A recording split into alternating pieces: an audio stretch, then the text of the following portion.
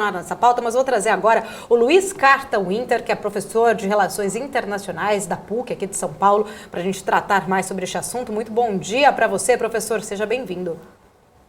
Bom dia, PUC do Paraná. Ah, perdão, estava errado aqui para mim então, PUC do Paraná, corrigido aqui. Professor, não tem problema.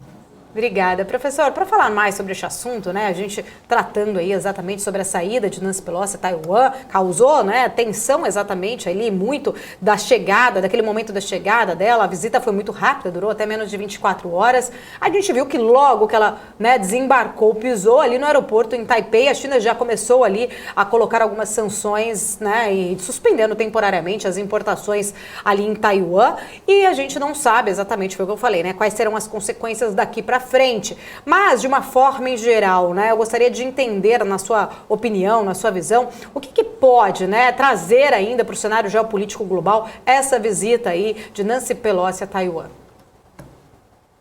Bom, olá a todos, é uma satisfação mais uma vez estar aqui, ouvindo as apresentações que me antecederam, e a dinâmica desse programa é muito interessante realmente. Então, cumprimentar a organização. A rigor, o que vai acontecer é nada. É um grande mise-en-scène, porque o que vai lembre-se, é a teoria realista. O que a China tem a ganhar ou a perder invadindo o Taiwan, ameaçando? Ela tem que fazer um mise-en-scène. O jogo de cena sempre vai acontecer, mas o custo, não esqueçam que a economia de Taiwan, a economia chinesa e a economia americana estão muito entrelaçadas. Então, ela tem que justificar uma posição, fazer a ameaça até para o seu consumo interno, já que ela tem um discurso, mas a rigor não vai fazer nada por enquanto, porque não é vantajoso. Você perde muito mais em fazer alguma coisa, tomar medidas. Não esqueçam, que eu já comentei aqui anteriormente, uma guerra é muito cara. É mais fácil você se preparar para o conflito do que entrar em conflito. Entrar em conflito, o custo é muito alto e todo mundo perde. Então é mais fácil ficar na retórica do que na ação. A menos que você tenha outros cálculos, que o Xi Jinping, o presidente Xi Jinping tem uma postura mais agressiva do que os seus antecessores, mas não quer dizer com isso que ele perca a noção de exatamente o contexto onde ele está. Ele quer o crescimento da China e uma guerra não traz crescimento. Então, ele tem aquela paciência chinesa, paciência oriental, de aguardar o desenrolar dos acontecimentos. E que mais cedo ou mais tarde, haverá a reunificação da China como um só país. Que, aliás, esse é o grande discurso. Já que o governo de Taipei, ele sustenta que ele seria o verdadeiro governo da China, ele não nega que esta ideia de um só país não seja verdade. Então, por isso, é só uma questão de aguardar os acontecimentos. Esse é o grande mote. Há muita coisa em jogo para que se leve alguma coisa para a questão extrema, mas não quer dizer com isso que não haja o jogo de cena. Esse jogo de cena é importante. Falando nesse jogo de cena, professor, o presidente Joe Biden disse que não apoiou essa viagem aí de Pelosi a Taiwan. Muitos democratas também disseram que não aprovaram essa viagem. Algo muito estranho, né? Todos são aliados do mesmo partido, inclusive a Casa Branca teve que enviar ali segurança, né? Teve que dar um sinal verde para que ela pudesse ir até Taiwan. Mesmo assim, a presidente da Câmara foi ali até Taiwan. Você disse há pouco que foi uma cena, né? Inclusive, você acredita que foi um ato inoportuno? Ou na sua visão foi totalmente calculado? Quais as aspirações com isso? Alguns especialistas até dizem que foi para aumentar a popularidade de Biden. Você acredita nisso também? Não. Primeiro a questão dos poderes, né? Ela é chefe do poder legislativo. Então ela tem dentro desse contexto tem autonomia e ela faz o que acha que deve fazer, tem o custo que pode advir disto. Ao mesmo tempo, também serve de um teste. Veja, sempre dentro de um contexto. Ela tem uma retórica, e aqui, nesse ponto, é muito interessante, é uma retórica que, seja o governo Biden, seja o governo Trump, não houve uma grande modificação na questão de posicionamentos. Ela é ferozmente anticomunista, ela é ferozmente, até a discussão que se ela seria exatamente uma democrata, ela tem uma posição, às vezes uma posição muito mais republicana, que seriam mais conservadores, mas o fato que também serve para teste. Isso, lembre-se que o jogo de cena é um jogo, você não pode perder o ponto de vista, né? Não pode se perder nisso, mas também é um teste. Sempre é um teste. Está indo lá, olha, não tem meu apoio, mas está indo lá a presidente da Câmara dos Deputados americana. Não é representante do governo americano, do mesmo partido, mas não é representante. Mas também serve para testar. Isso também serve para testar. Aquela discussão dos gaviões, né, do establishment norte-americano, é um jogo que é um jogo constante. A reação chinesa era previsível, mas vai até certo ponto, mas os americanos colocaram uma posição. Ora, estamos aqui, pronto. Esse é o grande jogo. O grande jogo, você não pode perder a dimensão chegar a um ponto sem volta. Mas até aí você tem esse jogo. Isso faz parte da política internacional. Claro que tem consequências. O Brasil se beneficiou disto. Nós vamos aumentar a nossa exportação de grãos para a China. Por quê? Porque a China, então, diminui a produção, a importação de grãos dos Estados Unidos, de soja. Então, esse é um jogo. Esse é um jogo que nós, que não temos muito a ver com isso, acabamos sendo beneficiados também. Mas faz parte do contexto. Uhum.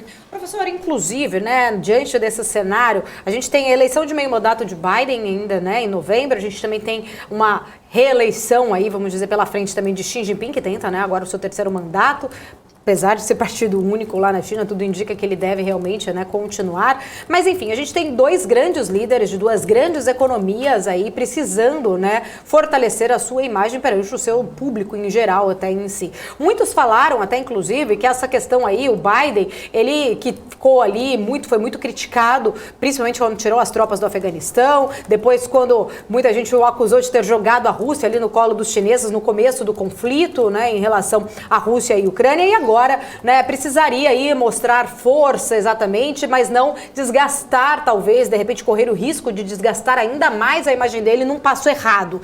Como que você vê, né, esses dois, né, num tabuleiro ali de xadrez, esses dois reis ali, né? Quem vai dar o checkmate? Será que vamos ter um checkmate? Ou tudo indica realmente que pode ser somente aí para tentar elevar a sua popularidade, ambos os lados, e as relações comerciais seguirão as mesmas?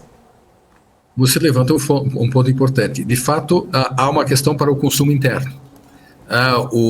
Geralmente, nos Estados Unidos, as eleições do meio de mandato, o presidente, que é de um partido, ele tende a perder a maioria, porque é a questão de pesos e contrapesos.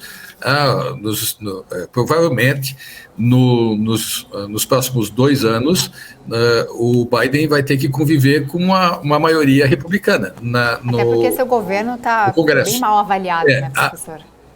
Isso, exatamente, é uma série de problemas, embora disfarçado, o Biden tem, às vezes, uma dificuldade, ele já está com mais de 80 anos, ele tem uma certa dificuldade em ter uma desenvoltura mais contundente. Né? Então, ele comete muitos lapsos, então, há um certo cuidado em preservar a imagem do presidente, porque é uma questão natural. O grande problema que vem disto porque, e aqui entra outro aspecto, vocês viram essa semana, através de drones, a CIA acabou matando o representante da Al-Qaeda. E o presidente dos Estados Unidos, ele acaba convocando uma geral para divulgar, bom, eu estou agindo em defesa dos americanos, onde quer que seja. Mas um aspecto complicado, né? Como professor de Direito Internacional, eu diria para vocês que você atuar em um estado, em um terceiro estado, soberano, mesmo que para matar um terrorista, é um problema. Então, nós estamos claramente diante de um jogo diante de um jogo de consumo interno. Os americanos o presidente está mostrando que ele está fazendo algo, apesar de certamente criar um problema na esfera do direito nacional, ou pelo menos na esfera do direito nacional dos conflitos armados, na parte como trabalhar nesse aspecto. Mas esse é o grande jogo, é evidente. As eleições estão próximas. O chinês, o Xi Jinping, não tem tanto problema. Ele realmente controla o partido. Mas o presidente Biden tem um problema maior, né? Aí a questão é diminuir a vantagem dos republicanos. E como é que nós vamos diminuindo? Mostrar nas ações externas que o governo americano está agindo e nas ações internas que está tomando conta, recuperando a economia. É isso que ele pode fazer.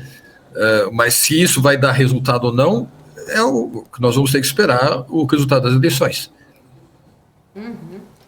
Acho que Isa quer complementar, porque eu vou chamar o Marco, mas acho que a Isa tem uma pergunta. Não. Pode chamar? Marco Saravalli, agora tem perguntas então para o professor, fica à vontade, Marco. Professor, bom dia. Só para pôr um ponto final em relação a esse tema, olhando um pouco para os Estados Unidos, que talvez ainda seja sempre uma relação muito grande com o Brasil. A gente sempre se preocupa aqui com o Brasil, como o Brasil pode ser afetado direto e indiretamente. Mas só para pôr um ponto final em relação a esse tema, lógico que a gente vai acompanhar sempre aqui de perto, mas qual que é a consequência? A gente vai ver, como a Isa estava falando, necessariamente uma cadência, uma derrocada da credibilidade do governo Biden, é isso que a gente vai ver, dificulta realmente esse processo de eleição, de reeleição, fortalece os republicanos, qual que é a relação também com a própria a Câmara, né? Enfim, qual que realmente são os desfechos, porque a Isa falou assim, a gente já vê com uma popularidade do governo Biden caindo, primeiro por conta da inflação, todo mundo já sabe, a gente fala todos os dias aqui, depois agora cenário de recessão, e esse fator nada ajuda na inflação, né? Ou pode atrapalhar muito a inflação e pode atrapalhar muito a economia também americana. Então, qual que é o cenário? Ou será que é o cenário que o mercado financeiro está não querendo dar peso realmente nesse momento, né, em termos de consequências para a atividade e para a inflação, principalmente americana, né? Porque a rigor há a questão especulativa em torno de você cria determinados cenários, mas na parte concreta, em regra, nas eleições do meio do mandato, quem está no executivo perde a maioria, em regra, há exceções, mas em regra acontece isso. Então, o que está sendo feito? Os democratas estão criando, digamos, não digo ufanismos, mas criando mecanismos para mostrar que o governo está agindo. Acreditem no governo, que o governo está agindo. Esse é o grande fator. Então, eu acho que a visita da Nancy Pelosi, ela teve problemas? Teve, mas não tão grave, porque realmente ela é chefe do Poder Legislativo. Mas, ao mesmo tempo, eu coloco que, em termos de assuntos internos, a morte do líder da Al-Qaeda, ela tende também a repercutir, mostrar que o governo está agindo, né? Mostrar que o governo está agindo, tomando medidas. E no que ele está visando? É consumo interno. Então, E para nós parece estranho, né?